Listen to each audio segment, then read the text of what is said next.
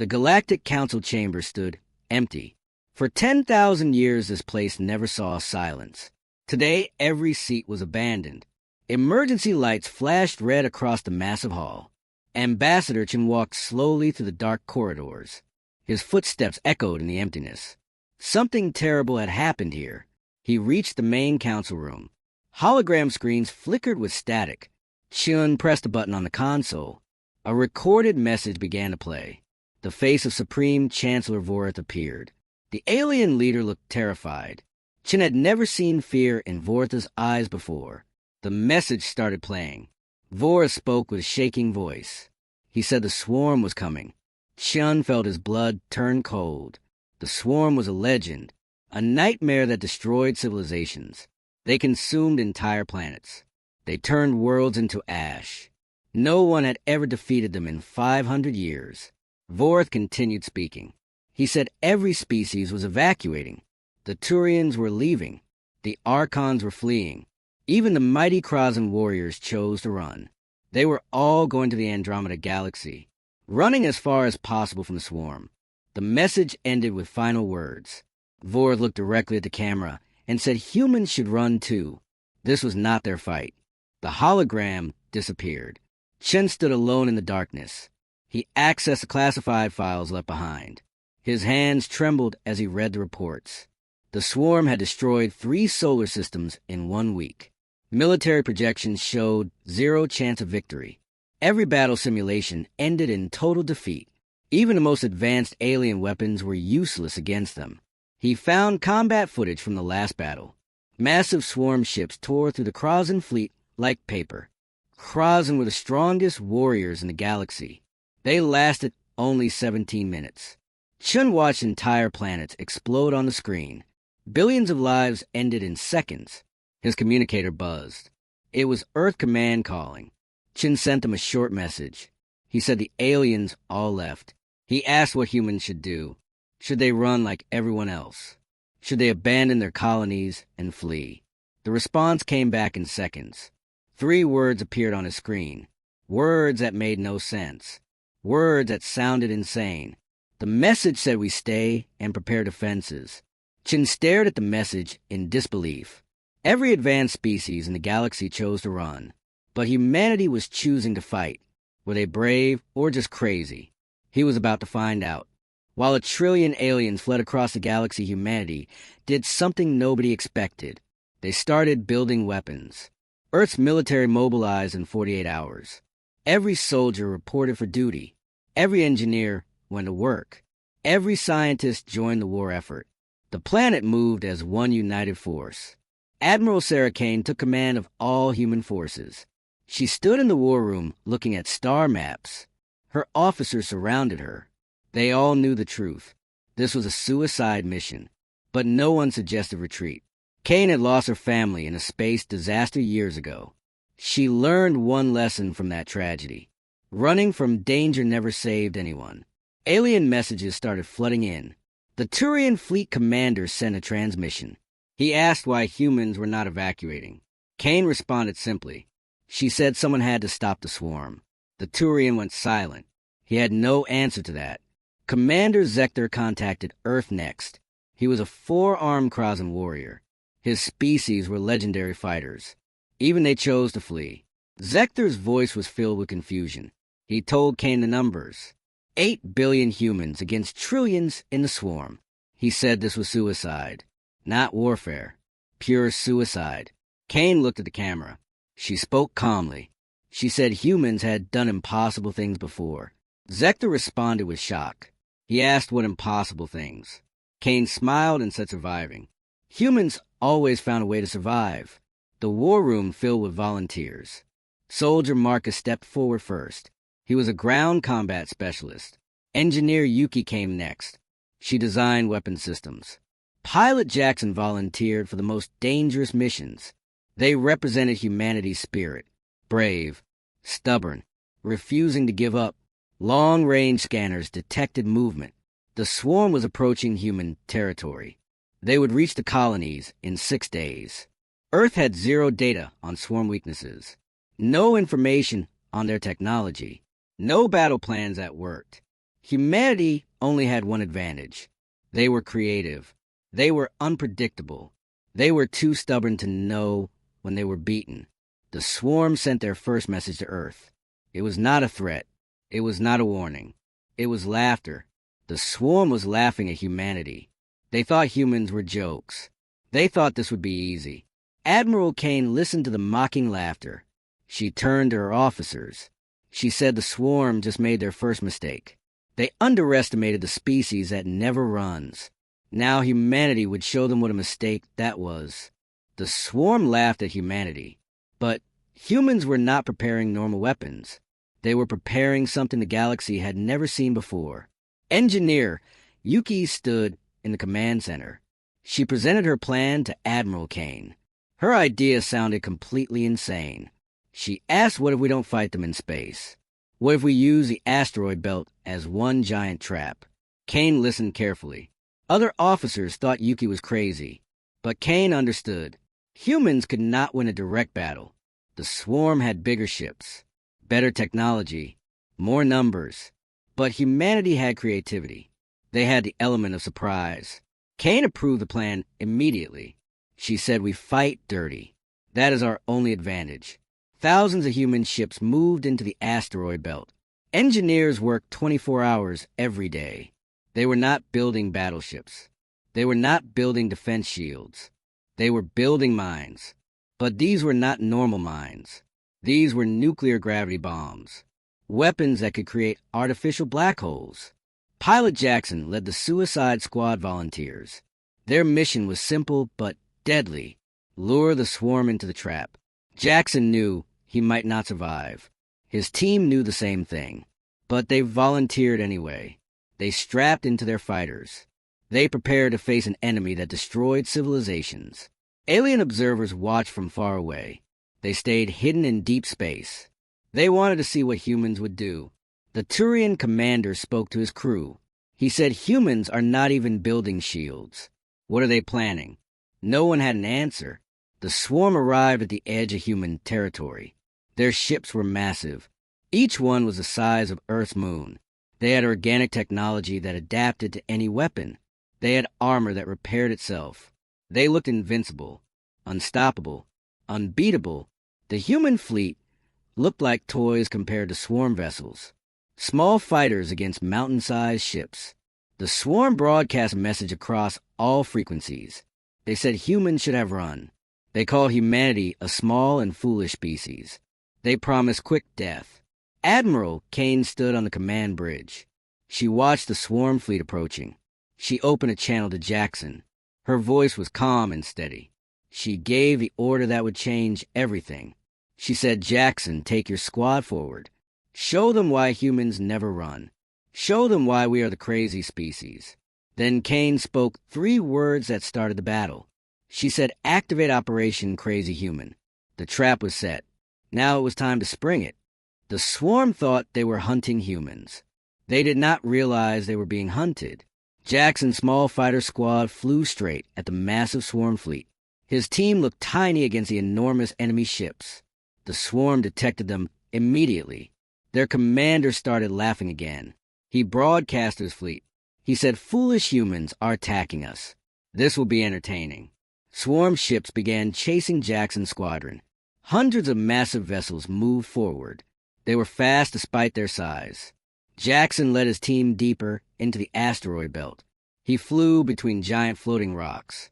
His team followed close behind. The swarm pursued them eagerly. They thought humans were trapped. The swarm commander broadcast another message. He said, stupid humans, you trapped yourselves. Now you will die in this rock field. Jackson smiled inside his helmet. He opened his communication channel. He said, actually, we trapped you. Then he gave the signal. Admiral Kane received Jackson's signal. She stood up from her command chair. Every officer in the war room held their breath. Kane spoke clearly into the microphone. She said, light them up. Activate all devices now. Asteroids exploded all around the swarm fleet. But these were not normal explosions. Nuclear gravity bombs detonated simultaneously. They created dozens of artificial black holes. Space itself began bending and twisting. Swarm ships started getting pulled apart. Their organic hulls stretched and tore. Their technology tried to adapt, but could not. Hundreds of swarm vessels were destroyed in minutes. Metal and organic matter got sucked into the black holes. The swarm broadcast panicked for the first time ever. Their confident voices turned to screams. They tried to retreat, but the gravity wells held them. Ship after ship exploded in the trap. On Earth, soldier Marcus prepared his ground team. Engineer Yuki activated planetary defense systems. They knew some swarm ships would survive. They knew the real battle was coming. Every human colony became a fortress. Defense guns rose from the ground. Volunteers took positions at walls and bunkers. The swarm survivors regrouped in space. They stopped laughing now. They were angry. Their real invasion force appeared from deep space. This fleet was 3 times larger than before. The swarm had only sent scouts earlier. Now they sent everything. A young soldier whispered there are too many. Marcus heard him. He put a hand on the soldier's shoulder. Before he could speak, Admiral Kane's voice came through every speaker. She said, "Good, now they are all in one place." Her next words shocked everyone. She said, "Activate Phase 2. The real battle was about to begin. Humanity destroyed the swarm scouts. Now the real war begins." The massive swarm fleet entered Earth's solar system. They expected easy victory after losing their advanced ships. But their sensors detected something strange. Unusual energy readings came from Earth's sun. The swarm commander checked his instruments twice. Something was very wrong. Admiral Kane stood on the command bridge. She pressed a button on her console. A hologram appeared showing the sun. She smiled and said, "Phase 2 is ready." Engineer Yuki explained the plan to all channels. She said, "We turned our star into a weapon. We built a solar cannon around the sun." The swarm fleet stopped advancing. Their commander could not believe the readings. He broadcast demanding answers. He asked, "What did you do to your star?" Kane responded simply. She said, "We made it angry." Then she gave the order. She said, "Fire the solar cannon now." Massive collectors around the sun activated. They focused solar energy into one concentrated beam. The beam shot across space faster than light. It cut through the swarm fleet like a knife through paper. Dozens of massive ships exploded instantly. Their organic armor meant nothing against starfire. The beam swept across the fleet, destroying everything in its path. But the swarm kept coming. They split into smaller groups. They changed tactics. Ground forces landed on Mars and the Moon. They invaded outer colonies. Alarms rang across human settlements. Battle stations activated everywhere. This was no longer just a space war. This was invasion. Marcus led the ground defense on Mars colony. Swarm creatures poured from landing ships. They were massive insect-like beings with razor claws. Marcus and his team opened fire. Bullets and plasma rounds tore into swarm warriors. Humans used guerrilla warfare tactics. They fought from buildings and tunnels. The swarm had never faced this kind of resistance before. Pilot Jackson flew his damaged fighter toward a swarm command vessel. His ship was falling apart, engines failing, hull breaching. He could eject and survive, but he made a different choice. He aimed straight at the enemy ship's bridge. His last transmission went out to all human forces. He said, "For humanity." Then his ship crashed into command vessel. Both exploded in a massive fireball. Suddenly space went dark. Something enormous appeared. The Swarm Queen herself emerged from deep space. Her ship was the size of Earth's moon. She was ancient, intelligent, unstoppable.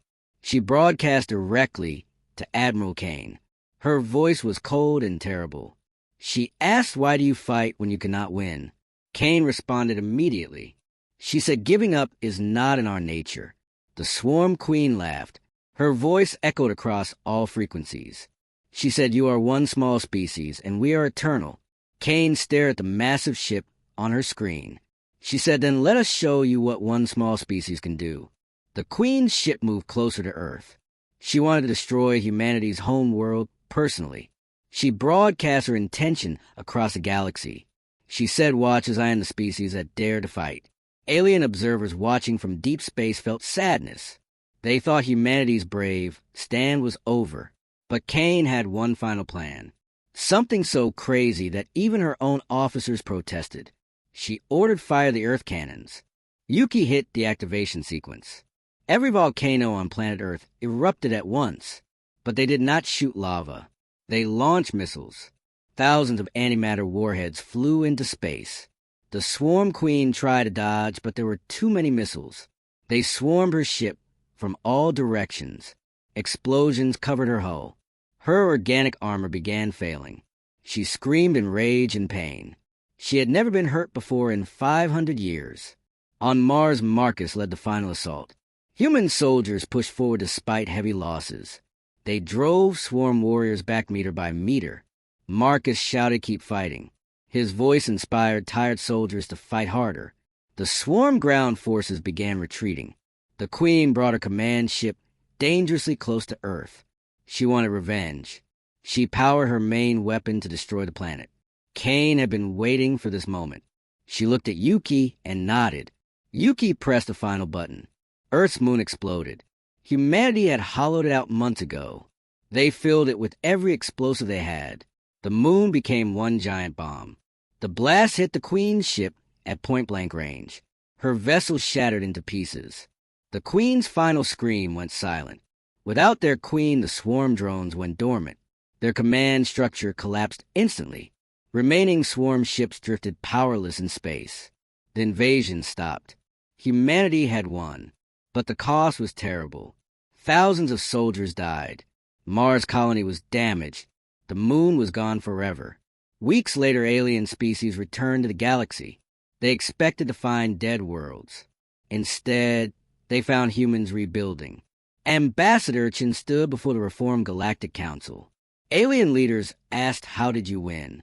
Chen smiled and said, "Because we are too stupid to know when we are beaten." The galaxy learned its lesson that day. Never underestimate the species that refuses to run. The Galactic Council chamber filled with alien leaders again. They came back from Andromeda Galaxy. They returned to see what remained after the swarm invasion. Every species expected to find silence and death. Instead, they found humanity celebrating victory. The aliens could not believe their eyes. Ambassador Chen walked to the center stage. Thousands of alien representatives watched him. The chamber was completely silent. Chen began speaking. He said, "We did not win because we were strong. We won because we refused to lose. The difference is important." Commander Zector stood up from his seat. The four-armed warrior looked ashamed. He said his species were legendary fighters, but they ran when humanity stood firm. He apologized to the human delegation. He said Krozans were cowards and humans were true warriors. Chen shook his head. He said, "You are not cowards. Fear is natural. Running is logical. We understand why you left." Zector asked then, "Why did humans stay?" Chen answered simply. He said, "Because someone had to. If everyone runs, then evil wins." The Turian commander spoke next. He asked about human casualties. Chen's face became serious. He said 3,000 soldiers died in battle. Mars' colony lost half its population. The moon was destroyed completely. 15 major cities were damaged. But Earth survived. Humanity survived. Supreme Chancellor Vorath approached Chun, the alien leader who sent the evacuation message. Vorath said he was wrong about humans. He thought they would die uselessly. Instead, they saved the entire galaxy. He asked what humans wanted as reward. Kane entered the chamber at that moment. She walked to stand beside Chun. She said humanity wants nothing except peace. "We do not want payment for doing what was right, but we do want one thing." She paused and looked at every alien leader. She said, "Next time danger comes, we face it together. No more running. No more abandoning our home." The alien leaders agreed immediately. They created the United Galaxy Defense Force that day. Humans would train other species. They would share tactics and strategies. The galaxy would never run again. Deep in space, one swarm drone survived. It drifted alone in darkness. Its systems activated slowly. It analyzed the battle data. It sent one final message into unknown space. The message was a warning. It said, "Avoid Sol System. Avoid the humans. They do not fear death. They embrace it. The message traveled across the universe. Other threats heard the warning. They learn about the crazy species called humanity, the species that stood alone, the species that never surrenders. And they decided to never test them.